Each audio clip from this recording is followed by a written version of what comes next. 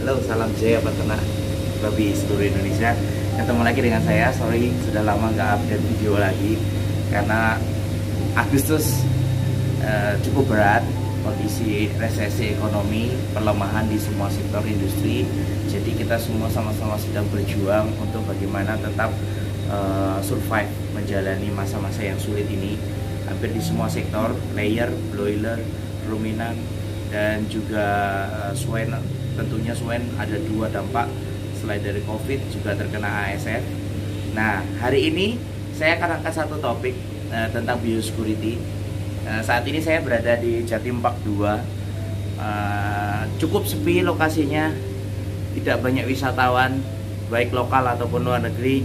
Jadi cukup berat kondisinya. Memang terasa sekali pelemahan resesi ekonomi di sini. Kondisinya sangat sepi. Jadi kita coba ke sini bagaimana ya sedikit berkontribusi kepada pemerintah supaya tetap ada pemasukan untuk Jatim Park 2-nya. Jadi ketika memang sudah diizinkan, teman-teman juga sehat, silahkan berkunjung ke Jatim Park 2 ataupun ada Jatim Park 3 dan Jatim Park 1. Jatim Park 2 yang lebih rentan karena setiap hari harus feeding animal, harus mengeluarkan uang untuk memberi makan hewan-hewannya di sini. Jadi bayangkan saja ketika sepi, banyak juga zoo atau kebun binatang yang dari pihak swasta sudah merasa mulai kesulitan karena ada turis-turis yang mulai sepi, wisatawan yang mulai kurang. Jadi kita sama-sama saling support. Terlebih lagi peternakan babi, harganya sudah mulai naik. Semangat jaga biosecurity agar tidak tertular untuk penyakit wabah yang mematikan. Gelombang kedua, gelombang ketiga ataupun gelombang selanjutnya, kita sama-sama berdoa sukses selalu, jangan sampai terkena penyakitnya. Kita akan diskusi tentang biosecurity setelah berikut ini.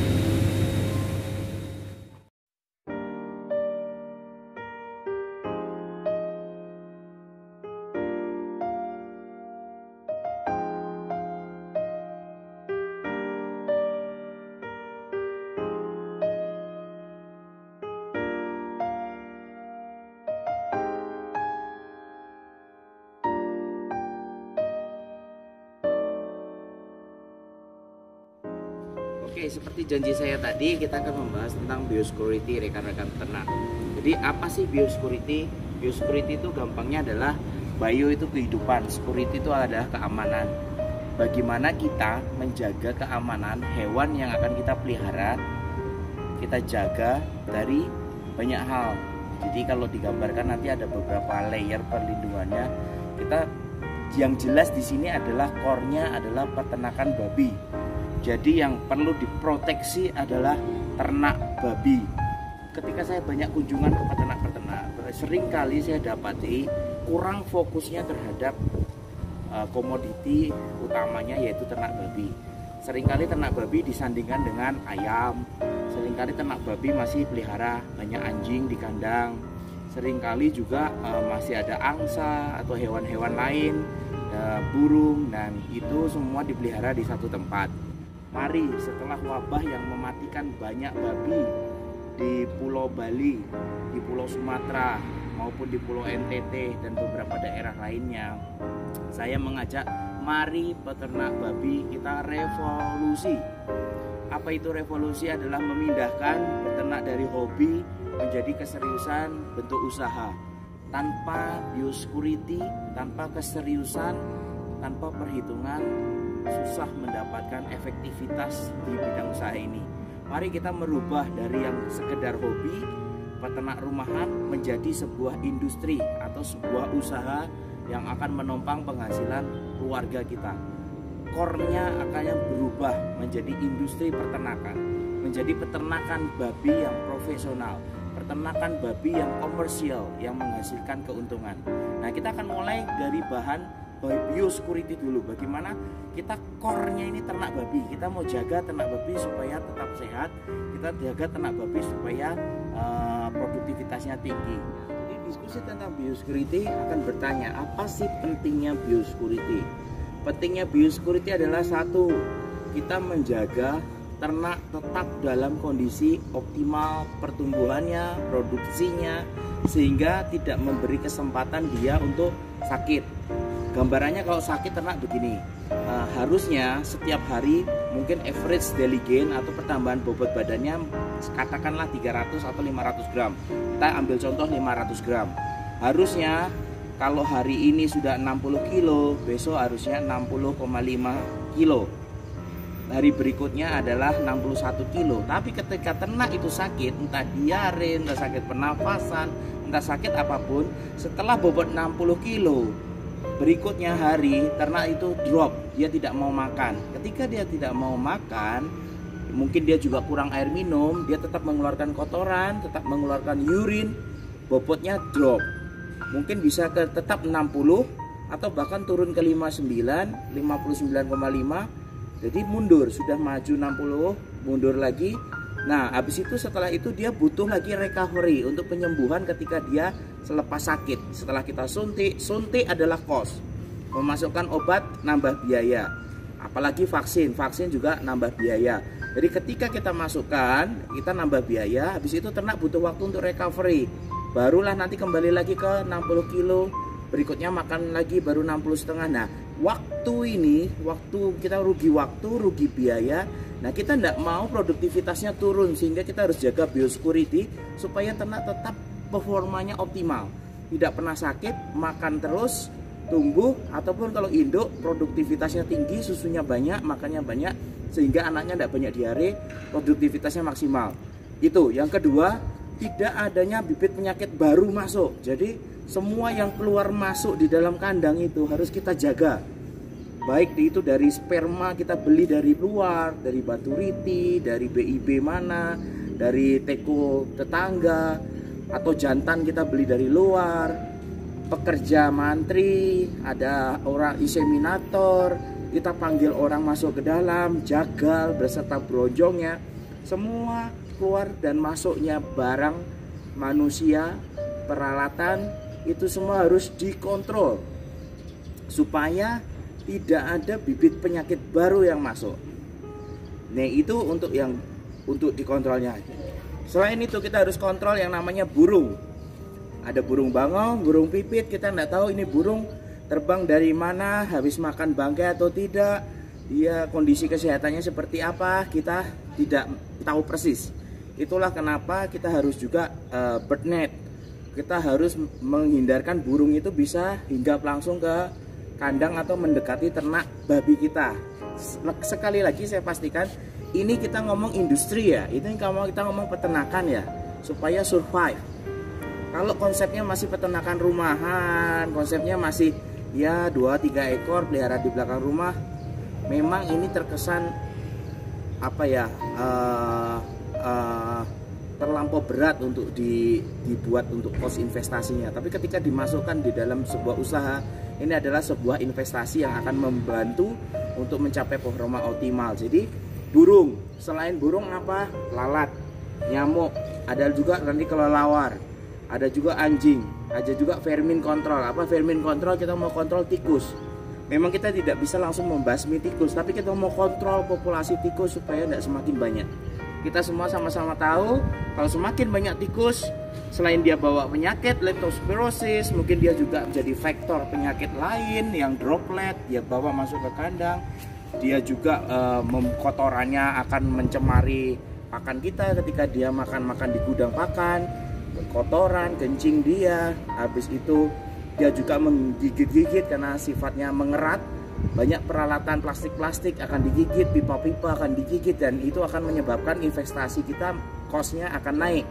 Karena untuk perbaikan-perbaikan yang disebabkan kerusakan-kerusakan yang disebabkan oleh tikus tersebut. Tentang seputar apa pentingnya biosecurity.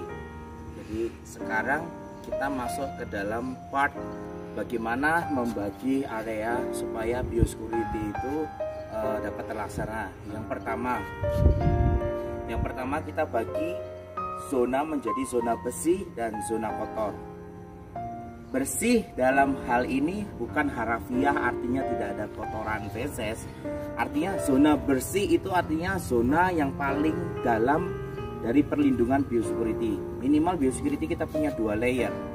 Satu layer itu pagar luar kandang, dimana kita nanti bisa atur trafficnya, orang keluar masuk, barang keluar masuk. Itu layer pertama itu jadi pagar luar.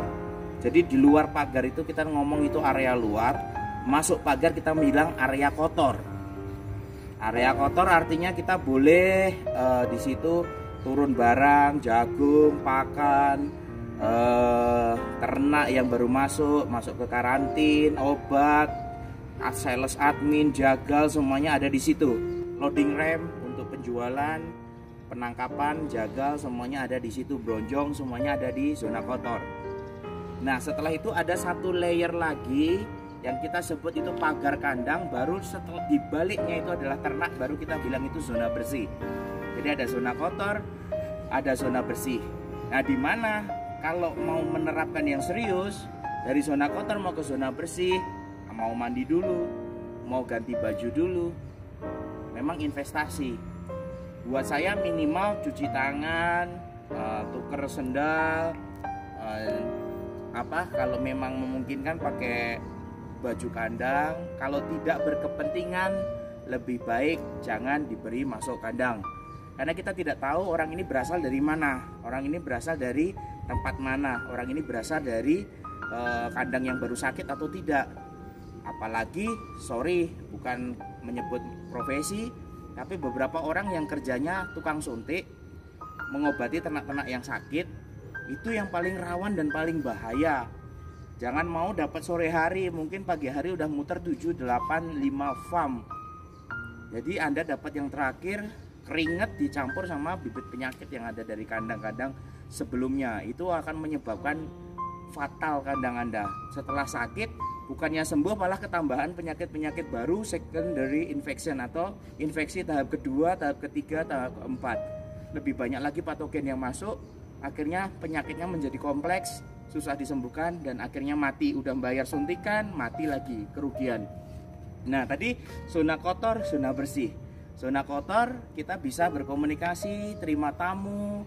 Nah, baru setelah zona bersih kita harus mandi, cuci kaki, cuci tangan. Kita harus pastikan kalau perlu bajunya harus ganti. Dan hanya yang berkepentingan saja yang harus masuk kandang. Jika tidak berkepentingan, tidak perlu masuk kandang. Minimal itu yang akan saya boleh sarankan kepada peternak-peternak ketika mau merubah mindset dari konvensional menjadi ke modern, menjadi lebih efektif, menjadi kompetitif, sehingga profitnya ada, sehingga usahanya bisa berkembang. Terus terang tidak bisa mengandalkan obat. Obat itu adalah cost. Setiap sakit, obat, menambahan obat adalah penambahan cost. Penambahan cost itu mengurangi profit. Ada cara pelihara tanpa obat, kenapa harus pelihara dengan obat? Pelihara dengan benar, semuanya proper, semuanya dipenuhi, ternaknya sehat, tidak banyak mati, akhirnya tumbuhnya optimal, keuntungannya besar. Itu. Ya, jadi untuk paling dekat sekarang strateginya apa supaya minimal biosecurity ada di kandang? Yang pertama, kita harus briefing dulu ke karyawan. Kita harus briefing dulu ke semua tim yang support kandang kita, bahwa kandang ini core-nya adalah, tulang punggungnya adalah babi, produktivitas babi, pertumbuhan babi. Jadi semua hidup mengandalkan dari profit industri babi, industri peternakan babi. Konsep ini nggak akan diterima ketika itu sampingan aja, mati tidak apa-apa, orang masih kaya, masih banyak warisannya, masih banyak usaha lainnya. Ini bukan untuk yang seperti itu. Ini konsep ketika memang mau terjun totalitas jadi seorang peternak yang profesional, yang mau berkembang, kandangnya mau diperbesar, akan bertambah terus populasinya, akan tambah kandangnya, akan tambah profitnya. Jadi yang disegani di kalangan peternak babi di Bali, di Pulau Jawa, di nasional, di Indonesia, dimanapun itu, jadi disegani karena mematuhi teori-teori update tentang perkembangan ilmu pengetahuan dan menerapkannya sehingga membuktikannya bahwa itu menciptakan keuntungan yang lebih atau tambahan profit yang akan membuat usahanya terus berkembang. Nah, di sini minimal ada transisi antara zona kotor dan zona bersih. Semua orang di aware masalah itu. Yang tidak berkepentingan di luar aja, masuk pagar utama. Habis itu ada ruang tunggu, ruang tamu, ruang apa, ada di situ. Tidak berkepentingan, tidak usah masuk kandang. mau masuk kandang cuci tangan, cuci kaki, pakai sabun. Kalau perlu ada baju rompi atau baju jubah gitu untuk nutupin, baru pakai itu. Kalau enggak, biarkan karyawan kita yang ini, misalnya kalau jagal ya biarkan karyawan kita yang bawa babinya keluar, kasih aja tempat tangkapnya di bagian luar, jadi supaya aman. Bronjongnya disinfektan, dibersihkan semuanya, karena kita juga ndak mungkin kan setiap kali ada jagal yang masuk kita semprot sampai basah, nanti lama-lama jagalnya juga masuk angin. Jadi kita juga mau win-win solusi. Di sananya juga ndak ada kepentingan dengan zona bersihnya kita, mati atau hidup jagal juga ndak ada urusan gitu. Jadi ya biarkan jagal di zona kotor aja supaya dia tunggu di situ. Zona bersih biarlah karyawan dan pemilik usaha yang mengurusnya. Jadi pastikan orang-orang yang berkepentingan saja yang masuk ke dalam kandang Anda. Jangan sembarang orang masuk. Pasti semua sales obat, technical, bahkan saya sekalipun kalau tidak ada berkepentingan, kita lebih bagus ngobrol di warung kopi atau di ruang tamu. Jadi itu lebih bermanfaat juga sebagai bentuk respect terhadap biosecurity protokol yang sudah dibangun rekan-rekan peternak. Nah, sekiranya memang dibutuhkan, marilah kita sesama praktisi di dunia babi juga menghargai. Artinya datang dari kandang yang sakit juga kita harus menginformasikan. Kita beri, oh besok saja Pak saya masuknya karena hari ini saya sudah masuk di kandang yang sakit. Atau kita bikin janji saya datang di pagi hari Senin jam 8 pagi tuh, biasanya minggunya libur jadi tidak dari mana-mana gitu. Itu perlu diterapkan di kandang masing-masing. Toh investasinya juga sendiri punya. Kalau ada apa-apa juga sendiri tanggung. Jadi saya rasa peternak berhak kok membuat protokol-protokol, membuat pagar-pagar yang dimana itu akan menciptakan keamanan biosecurity, keamanan kandangnya. Nah, tadi kita sudah mengatur tentang orangnya, tentang hewannya, tentang tikus, nyamuk, dan hewan-hewan yang berkemungkinan menjadi vektor. Tapi jangan lupa juga kita harus kontrol air minum dan pakan. Air minum kita harus kontrol kontaminasi E. coli, salmonella, logam berat, mineralnya, pH-nya, asam basanya, seperti yang video-video yang kemarin kita bagaimana memberikan kualitas air yang bagus. Sekaligus itu membantu ketika dia sedang menghadapi heat stress. Kebutuhan nutrisi juga air 60%, daging itu juga berupa air gitu. Jadi itu juga perlu dikontrol. Selain itu juga pakan. Pastikan Bapak Ibu mendapatkan pakan dari toko-toko atau dari tempat-tempat yang kredibel, bukan dari tempat-tempat yang tidak bertanggung jawab. Artinya sudah teruji dari lamanya waktu, dia sudah terbiasa mensuplai farm-farm besar. Terus daya simpannya dia di gudang berapa harinya kita juga perlu cek. Jangan sampai dia movingnya itu slow moving di gudangnya, artinya gudangnya tidak terlalu laris, tokonya tidak terlalu laris, jadi banyak berjamur lah pakannya. 20 hari baru kejual, 30 hari baru kejual. Ingat, pakan di dalam karung pakan jadi maksimal 30 hari. Biasanya mereka klaim 30 hari. Di dalamnya sudah dikasih anti toksin, anti jamur. Itu jadi mereka garansi di 30 hari. Setelah itu biasanya kualitasnya drop. Kita perlu pastikan ini tanggal produksinya tanggal berapa. Itu untuk pakan. Untuk bahan-bahan lainnya, jagung kita perlu kontrol kadar airnya.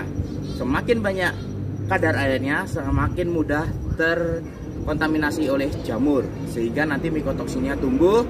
Nah, kalau mikotoksin sudah tumbuh, ini sudah mulai musim hujan, hari ini mendung.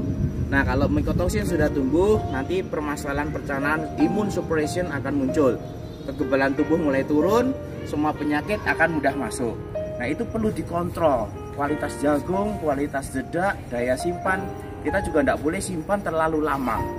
Kalaupun simpan mau lama, harus punya teknologinya, harus punya simpannya, bagaimana kontrol kadar airnya, bagaimana kontrol suhunya supaya dia tidak panas, nutrisinya tidak rusak, tidak terlalu dingin dan tidak terlalu lembab. Itu semua ada teknologinya. Minimal untuk peternak kecil, pastikan movingnya itu cepat. 2 minggu bahan habis, ambil lagi. 2 minggu bahan habis, ambil lagi. Ingat, 2 minggu di tempat Anda ditambah sama daya simpannya di toko. Sudah berapa hari dia di toko? Kalau di tokonya sudah 30 hari, ditambah 2 minggu jadi 40-60 hari lagi. Jadi kita harus cek di mana tempat Bapak Ibu beli jagung, di mana tempat beli dedak, di mana tempat beli konsentrat atau beli BKK. Pastikan produk-produk ini diproduksi dengan speknya, kadar airnya terutama, untuk mengetahui kita lama atau daya simpannya berapa hari. Nah itu, jadi ketika kita sudah ngomongin dari pakan, air, hewan-hewan pengganggu, karnivora, hewan buas, misalnya ada biawak, ada apa yang bisa, ada ular. Kalau di Pulau Bulan dulu kita ada ular dari hutan makan piglet. Jadi kita harus melindungi kandang itu dari hewan-hewan buas, dari hewan-hewan vektor pembawa penyakit. Terus mobil, transportasi, orang, jagal, pakan keluar masuk, supplier, terus orang ambil pemotong. Nah itu kalau kita sudah kontrol semua, walaupun kecil kandang kita, tapi terlihat elegan dan orang akan respect itu. Suatu saat perusahaannya atau peternakannya makin besar, orang hargai itu karena ada value-nya, ada nilainya. Dari saya itu mungkin banyak poin yang bisa ditangkap. Salah-salah kata, kurang lebihnya saya minta maaf. Harapan saya satu, revolusi peternakan babi Indonesia. Dari peternakan rumahan menjadi industri, menjadi peternakan yang profesional, dikelola secara baik dan benar, kosnya turun, efektivitas naik, profit naik, jaya peternak Indonesia. Salam.